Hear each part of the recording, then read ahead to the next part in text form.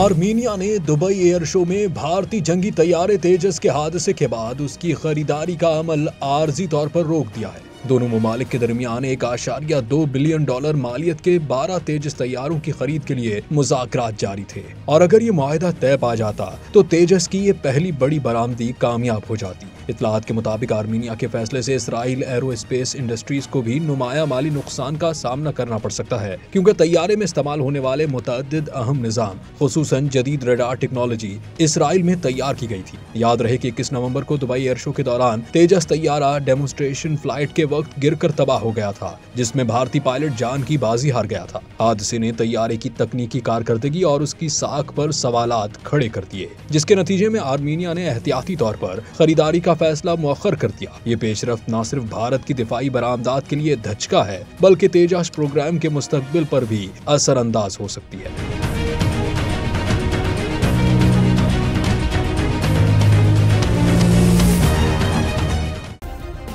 Subscribe करें और bell दबाएं ताकि कोई खबर रह न जाए।